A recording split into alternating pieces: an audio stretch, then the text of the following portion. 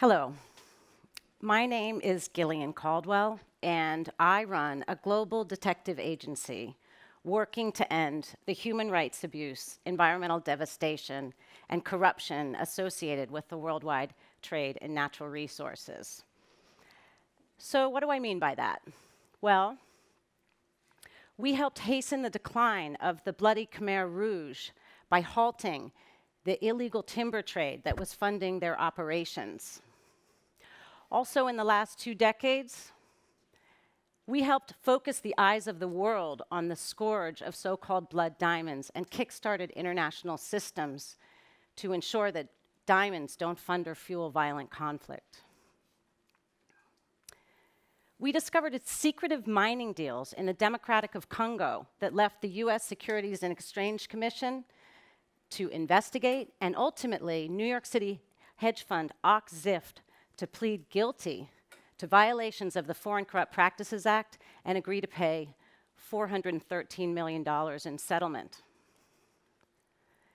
We went undercover here in New York City in an Emmy Award-nominated special with CBS 60 Minutes to reveal just how prepared attorneys in more than a dozen New York City law firms were to turn a blind eye to money laundering and incorporate anonymous companies to enable it. And more recently, we discovered a timber trade, an illegal timber trade, stretching from Papua New Guinea to China and back here to major retailers in the United States. But today I'm going to tell you a single story, a story about how open data analysis and our investigations helped reveal the people behind the largest natural resource heist in modern history. This story takes us to Myanmar, also known as Burma, a country very much in the news today. Now, Myanmar has long been ruled by a military junta. Today it's led as a quasi-democracy by Aung San Suu Kyi. But even today, 25% of the seats in Myanmar's parliament are held by the military, and they control key ministries. They have an effective veto over constitutional change. Myanmar is a natural resource-driven economy, depending on products such as timber and rubber, minerals, and gas. And the military and their cronies have been given very lucrative business interests. If you were to have a local beer or smoke a local cigarette in Myanmar today, the chances are you would be funding a military company. So this brings me to Jade and this big heist. Global Witness had worked in Burma or Myanmar in the past, but what caught our attention with respect to this investigation was a report by Harvard and Proximity Designs that revealed that the estimated value of jade exports in 2011 was $8 billion. And it wasn't clear where that money was going. Now, jade is an incredibly valuable gemstone. Imperial jade, such as this, goes for many millions of dollars per kilogram. In fact, this necklace sold for over $27.4 million in a 4-way bidding war.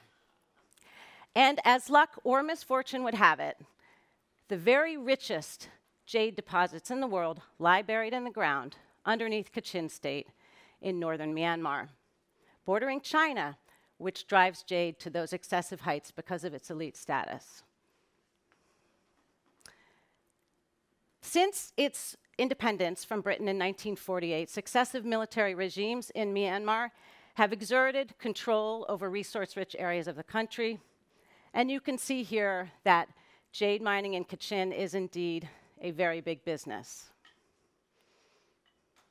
But how big, nobody really knew until we released our report in 2015, which revealed that in that year alone, the estimated value of the jade mining business was as much as $31 billion. That would have been 48% of the entire gross domestic product of Myanmar if it hadn't winded up in someone else's pockets.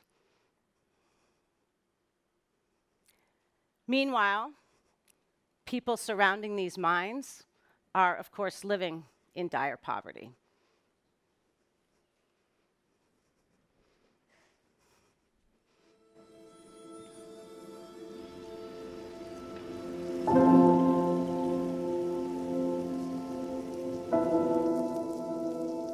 ယောက်ျားပဲကြားလိုက်တယ်ဟိုမှာဘယ်နဲ့ပြည်တန်ကြောက်တယ်ဟိုမှာဘယ်နဲ့သိန်းဒေါ်လာဘီလီယံဘယ်လောက်တန်တဲ့ဟာထွက်တဲ့အမျိုးကြားတော့အမြင်ရန်ကြားနေရတယ်ပေါ့ကျွန်တော်တို့ကမြင်ခွင့်ကင်ခွင့်ကိုမရဘူးပေါ့နော်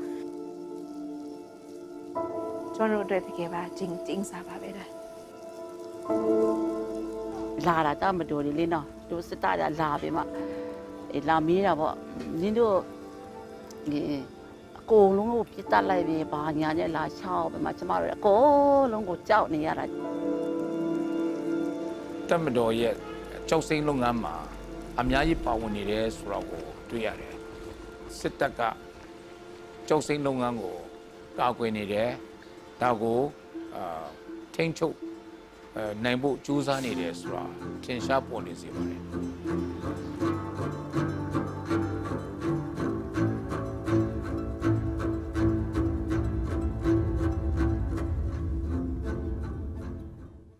So, as you can see, the human and environmental costs of jade mining are heart-wrenching, but there are significant social costs as well. For example, methamphetamine abuse and heroin abuse are rife against the miners. Jade also is a source of and provides funding for violent conflict that has displaced more than 100,000 people in Kachin since 2011 and left thousands dead. It's also the cause of landslides, such as this one, which have killed many hundreds more.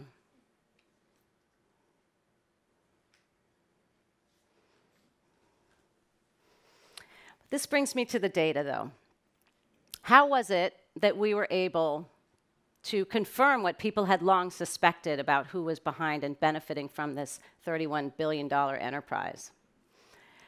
Well, it was a painstaking investigation and involved undercover work and more than 400 interviews, but it also involved the use of open data and a specially designed computer program. We started with maps, publicly available maps, and some that we had photographed surreptitiously inside government offices. And those maps told us the companies to whom jade mining licenses had been offered. But that didn't tell us who was behind the companies. Next, we had to go to the Burmese company register.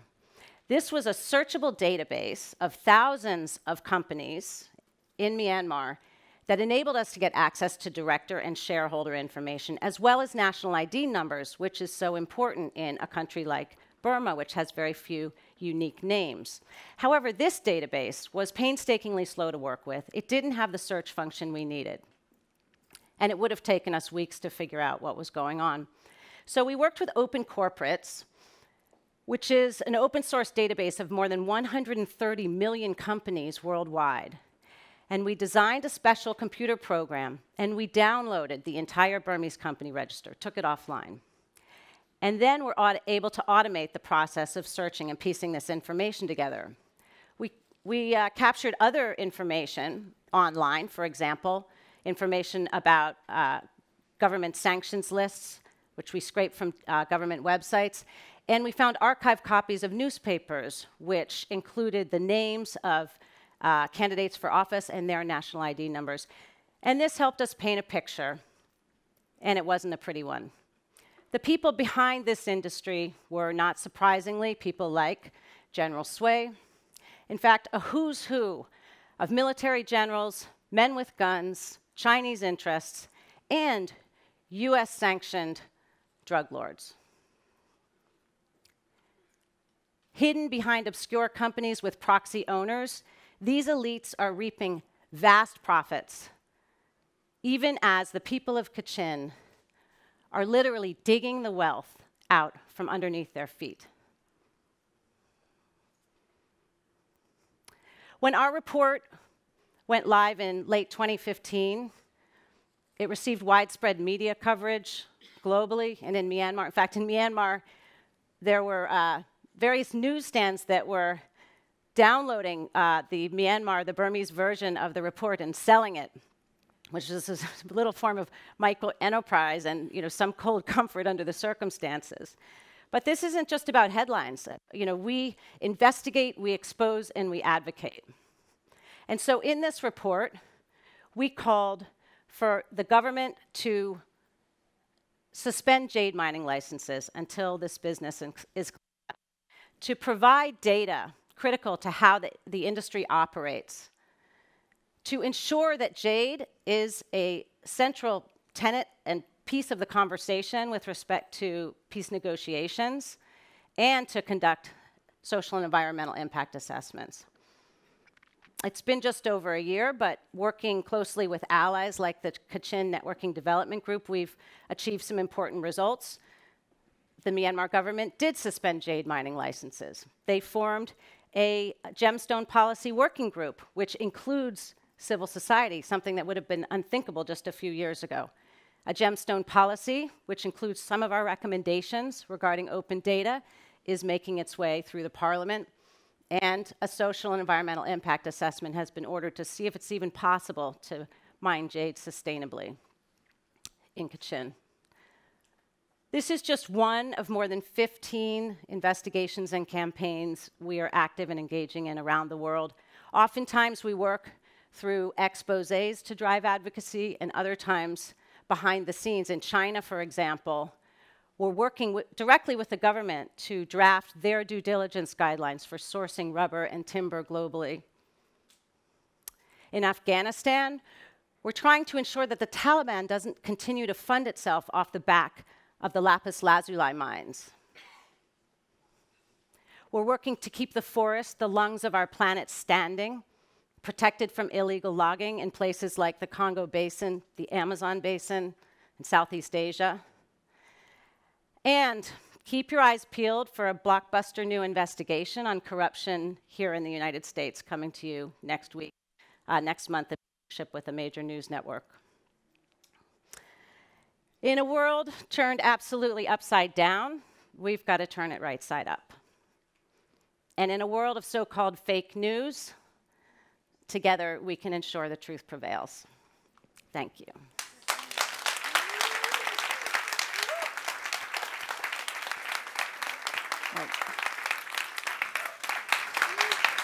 Thank you, Gillian, for that really powerful presentation, which I think is a great example of why we have the Sustainable Development Goals, because issues that affect the lives of people, the environment, and the overall enabling environment, they all should be treated together and in an integrated way. We have time for one quick question from the audience. So who has a really sharp question for Gillian? You're speechless. Well, I will ask a question then. Okay. I mean, the SDGs are, of course, about the lives of people. Can you just talk a little bit about how fighting corruption really affects people's day-to-day lives and kind of the overall empowerment that has happened because of this work that you've been able to do and the exposing of these kinds of issues? Yeah, well, as I mentioned, you know, the $31 billion behind this industry would have been 46% of the GDP. Actually 48% of the GDP, it would have been 46 times the entire government spending on health that year. We discovered, you know, another major corruption deal off the coast of Nigeria that involved Shell and Eni, and that once again, you know, multiple times the health and education budget spending. So when you're essentially absconding with the natural resource wealth of these countries, those natural resources become a curse rather than a blessing, drive violent conflict, drive despotic regimes, and there's Western enablers, is our point, involved in this entire machinery. It drives aid dependency, and it deprives people of the opportunity not just to survive, but to thrive. Great. Well, thank you again for being here, and keep up the good work. Thanks for having me. Thank you.